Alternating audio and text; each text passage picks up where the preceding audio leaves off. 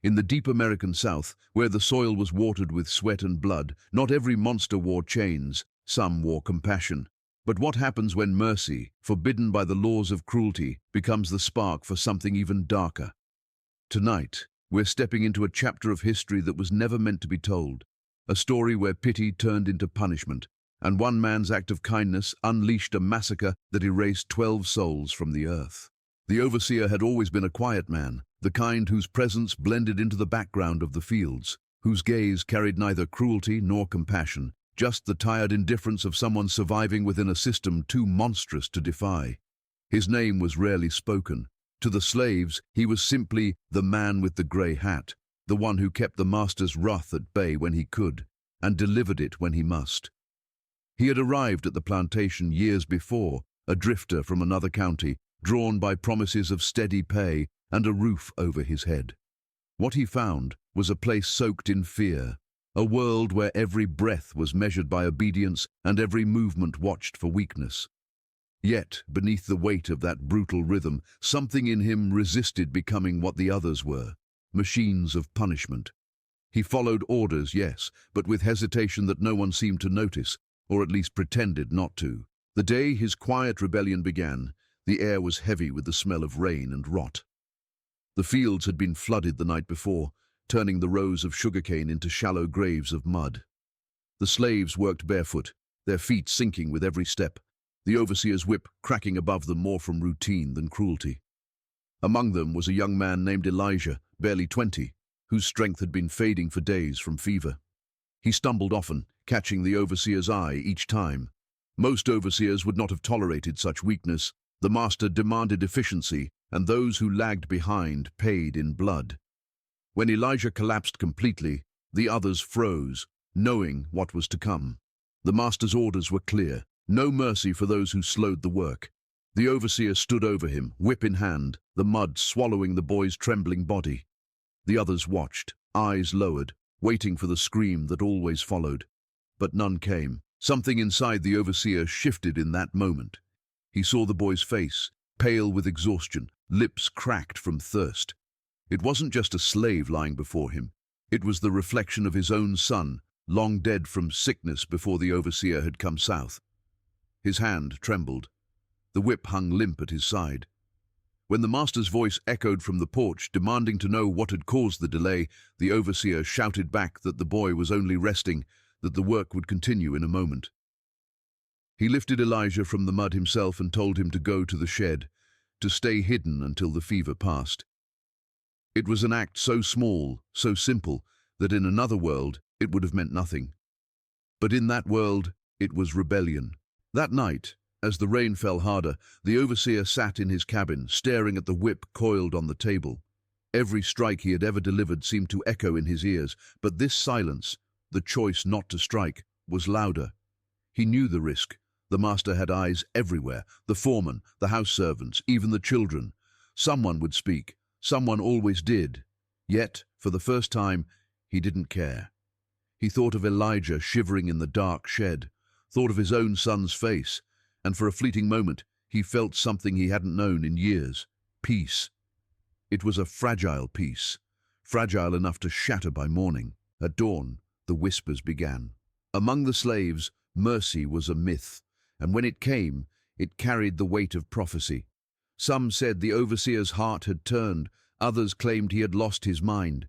Elijah's survival was a spark in the dry field of despair, and sparks, once lit, always find something to burn. The overseer could feel the change in the air, the way eyes lingered on him longer than usual, the way conversations died when he approached. He knew they were speaking of him, and worse, he knew that the master would hear of it soon. But what frightened him more was the feeling growing inside him, a dangerous kind of relief, even pride, that he had defied the cruelty expected of him. He began to notice things he had long ignored: the scars on their backs, the way they avoided looking at the horizon, the quiet sobbing that rose from the cabins after nightfall. Each sound was a reminder that his small act of mercy had opened a wound in his own soul, one that could never close again. When Elijah returned to the fields, pale but alive, the overseer avoided his eyes. He had saved him, but he knew what that salvation might cost. The master would sense weakness soon, and weakness demanded blood. Still, when Elijah passed him by, their eyes met briefly, and the overseer saw something that chilled him more than any punishment could have. Hope. Hope in this place was forbidden. Hope made men believe that pain could end, that the world could be otherwise. Hope made them act. And it was that look, that flicker of faith in Elijah's eyes, that marked the beginning of the end. The overseer could not undo what he had done. He could not silence the rumor that spread like fire through the quarters, that even the cruel could bend, that even the master's servants could feel. By saving one man, he had defied the order that ruled them all. And though he did not yet know it, his mercy had already signed 12 death sentences that no prayer could prevent. The whispers began like wind moving through dry cane, soft at first, almost harmless, then gathering force until they seemed to carry the weight of something dangerous and alive. In the slave quarters, voices that had long been hushed began to stir after sundown. The story of what the overseer had done for Elijah spread faster than the storm clouds that hung above the plantation. They said the man with the grey hat had spared a life, that he had looked upon one of them and seen something worth saving. No one knew why, and no one dared to question it aloud, but in their hearts, something began to awaken. For years they had been taught that compassion was a myth, that mercy was a foreign word belonging to another world. Yet now, someone from the house of their tormentors had broken the rule of blood. It was not the act itself that mattered, but what it meant. It meant that perhaps the world was not unchangeable, that even the walls of cruelty could crack from within if the right hand struck them softly enough. At night, around the dying fires, the slaves whispered about what they had seen. Some believed it was a sign from God. Others thought it a trick meant to test their loyalty. Old Jacob, who had survived 3 masters and 2 whippings that nearly killed him, warned them not to speak too loudly. He said mercy in such a place was a curse, not a gift, that kindness from an overseer could only bring ruin. But the younger ones were restless. They were tired of swallowing their rage, tired of bending their backs to men who saw them as beasts. Elijah, though still weak, became the symbol of something greater than himself. They looked at him as if he had been chosen, spared for a reason. Hope began to take shape in secret glances, in the brief moments when they dared to imagine freedom not as a dream, but as something that could be touched. The overseer felt the shift as surely as he felt the change in the wind before a storm. When he walked the fields, the air around him was different.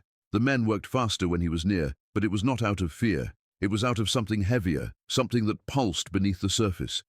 He saw it in their eyes, in the way they looked at him now, not as the hand of their suffering, but as something uncertain, something unpredictable. He tried to ignore it, to focus on his duties, but he could not silence the unease growing inside him. The plantation had always been ruled by fear, and now that fear was cracking. He knew enough to understand that when fear dies, chaos is born in its place. By the 3rd day, the whispers reached the house. The mistress, pale and sharp as glass, summoned her husband, and together they watched the fields from the balcony. The master's expression was unreadable, but the overseer knew he was already counting the cost of betrayal. A single act of mercy could undo years of control, could turn obedience into defiance. The master would not allow that. The overseer began to dread the sound of boots on his porch, the creak of the door at night, the call of his name from the darkness. He started to drink more heavily, as if he could drown the sound of the whispers rising around him. But even in his drunken haze he could hear them. He could hear the low hum of songs that had not been sung in years, songs that spoke of escape, of rivers and moonlight and roads that led north. They were not just songs, they were promises, fragile and dangerous. Elijah tried to stay invisible, but he could not. His survival had made him a symbol, whether he wanted it or not. The others came to him for guidance, for stories of what the overseer had said, how he had looked when he showed mercy. Elijah told them little, because he did not understand it himself. He only knew that when the overseer lifted him from the mud, something had changed in both of them. The overseer had seen his humanity, and that single moment had undone the world as they knew it. Yet Elijah also felt the weight of it pressing on his chest. He saw how the other slaves' eyes gleamed with dangerous light, how they began to move differently, to speak in tones that carried too much hope.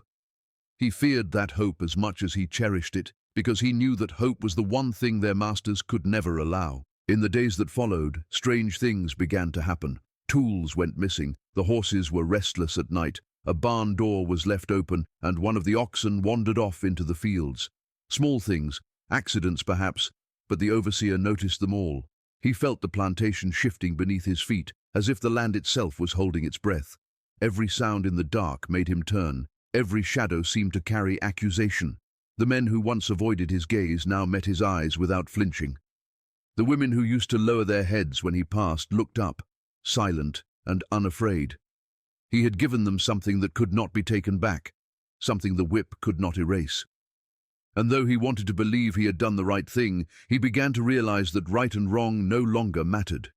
The order that held everything together was unraveling, thread by thread, and he was standing in the middle of it. By the end of the week, the overseer could feel the master's suspicion like a noose tightening around his neck. The master's temper was growing shorter, his eyes colder. He began to ask questions that had no safe answers. How had Elijah survived when others had not? Why had the work slowed after the rain? Why were the slaves singing again? The overseer tried to deflect, to explain, but each word he spoke dug him deeper.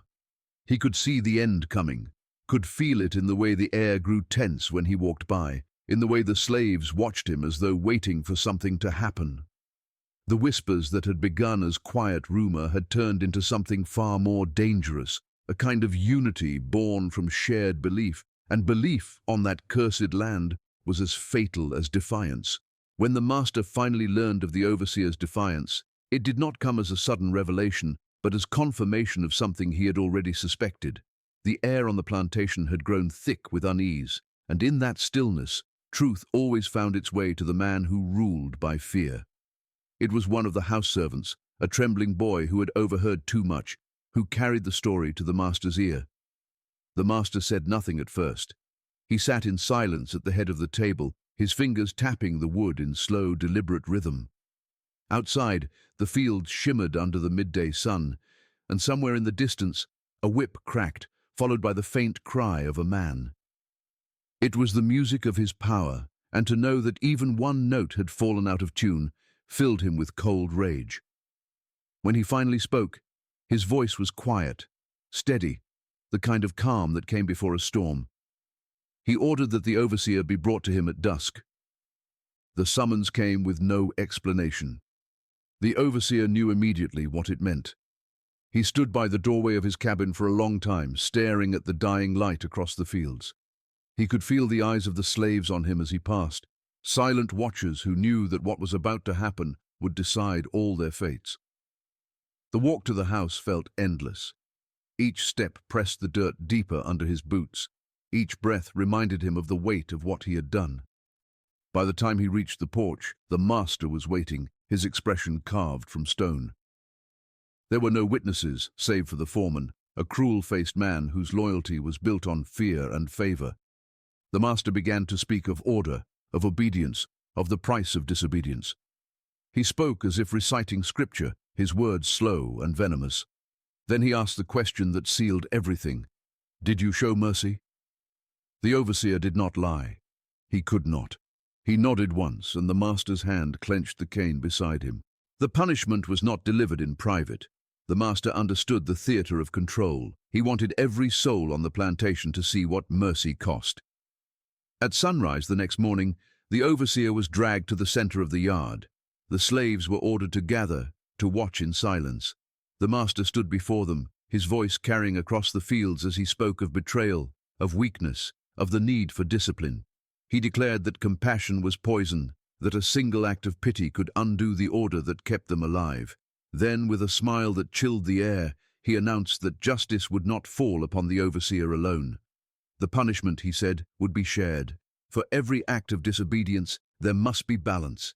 The overseer's mercy had spared one life, and for that, 12 would be taken. The words hung in the air like smoke. A shudder moved through the crowd, a wave of disbelief that quickly turned to dread. The overseer tried to speak, to plead, but the master silenced him with a glance. 12 names were called, random, meaningless choices. Men, women, and one child barely old enough to work the fields. The overseer's stomach twisted as he realized what was happening. The mercy he had shown Elijah had become the reason for their deaths. The slaves stood frozen, too terrified to move, until the foreman and his men seized the chosen 12. The screams began then, sharp and broken, echoing across the yard. The overseer turned away, but the master ordered him to look. If he could spare one, he would watch 12 perish. That was the law of the land, the rule of the whip, the creed of those who fed on power. Each execution was carried out with ritual precision. The bodies fell one after another, their cries swallowed by the wind.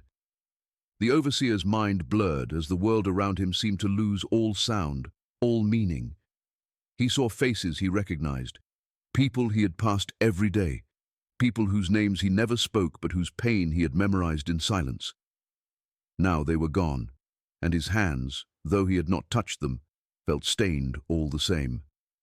The master watched him closely, studying his expression as if searching for remorse or rebellion. When it was done, the yard fell silent. The slaves were ordered back to the fields, their chains of fear reforged stronger than before. The overseer was left standing alone among the dead, his soul stripped bare. He had thought his act of kindness might redeem him, that perhaps he could carry one small light into the darkness. Instead, he had learned the oldest rule of that cursed place. Mercy was not forgiveness, it was fire. That night, the plantation was quieter than it had ever been. The air itself seemed to hold its breath. The overseer sat outside his cabin, staring at the empty fields. The ground where the 12 had fallen still glistened with blood, dark and wet beneath the moonlight. He could not sleep. Every time he closed his eyes, he saw their faces. He heard the child's scream, cut short. He felt the weight of the whip that no longer felt like his own. The master had proven his power once again, but the overseer knew something the master did not. He knew that the massacre had not restored order, it had destroyed it. The slaves worked silently the next morning, but the silence was no longer submission. It was the silence of the grave, the silence that precedes something terrible. He could feel it in the way they moved, slow and deliberate, their eyes hollow but burning with something beneath the surface. The overseer had seen that look once before, long ago, in the eyes of men before battle. The master believed he had broken them, but he had only bound them together in grief. The overseer knew that grief had a way of transforming into fury, and fury, once awakened, could not be contained. The field seemed haunted now, each rustle of wind like a whisper of the dead. The overseer walked among the rows of cane, and sometimes he thought he could hear the voices of the 12 calling out to him from beneath the soil. He no longer carried the whip. The master noticed, but said nothing. Perhaps he thought the overseer's shame was punishment enough. Perhaps he enjoyed watching him unravel. But as the days passed, the overseer began to sense that something unseen was gathering in the shadows, something born from the blood that had been spilled in his name. The plantation was quiet, but beneath that quiet, something waited. The night the killings took place, the air hung heavy with the scent of iron and smoke, and the sky above the plantation was so dark it seemed to swallow the stars.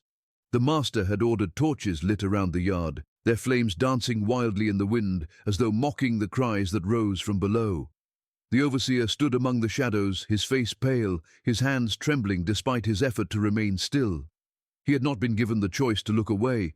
The master wanted him to see everything, to witness how mercy was repaid in blood, to feel every scream burn its way into his conscience. The slaves were gathered in silence, their faces reflecting the orange light of the fire. No one dared to speak, for to speak was to be next. Even the cicadas, those eternal singers of southern nights, had fallen quiet, as though the land itself refused to bear witness to what was about to unfold. The first of the 12 was brought forward, an old man named Jacob, whose back had long been scarred by the whip. He did not struggle. He met the overseer's eyes, and in that moment, something wordless passed between them. It was not forgiveness.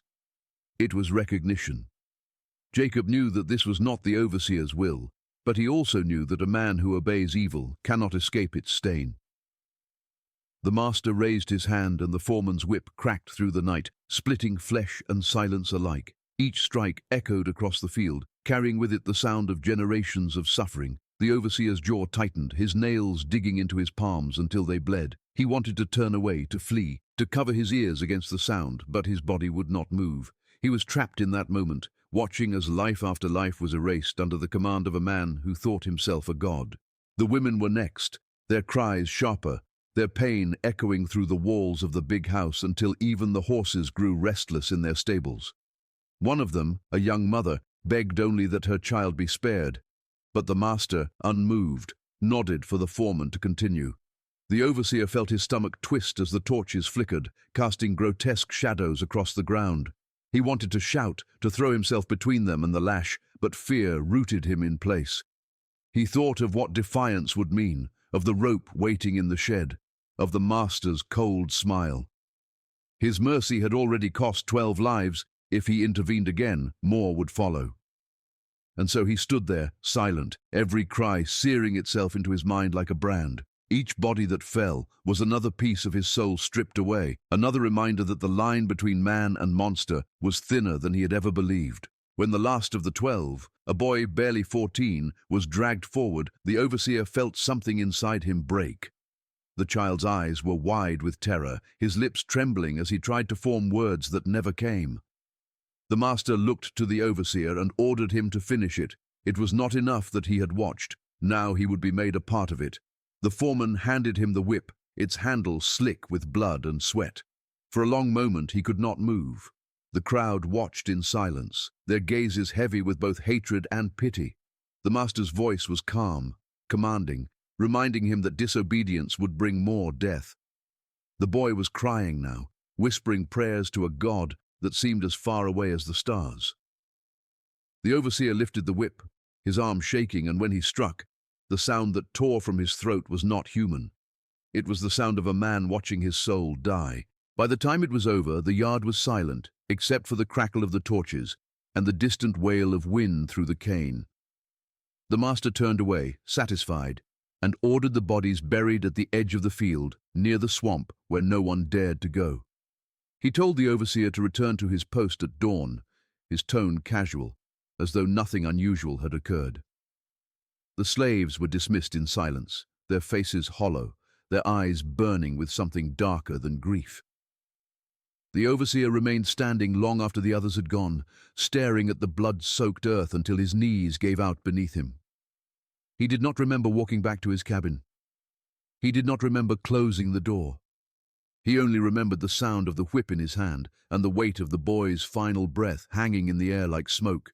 That night, the rain began to fall, slow at first, then harder, washing over the yard and turning the dirt to red mud. The overseer sat by the window, watching the water rise in small rivulets that ran like veins across the ground. Every drop that struck the roof sounded like a heartbeat, steady and unrelenting. He tried to pray, but the words would not come. When he finally looked up, he thought he saw movement beyond the field, figures standing in the rain, too still to be alive. He blinked, and they were gone. But the unease remained. The wind carried whispers that night, low and mournful, like voices calling from beneath the soil. The overseer told himself it was only his mind, only guilt twisting the shadows, but deep down he knew that something had changed. The plantation no longer belonged to the living alone. By morning, the world seemed quieter, but not at peace.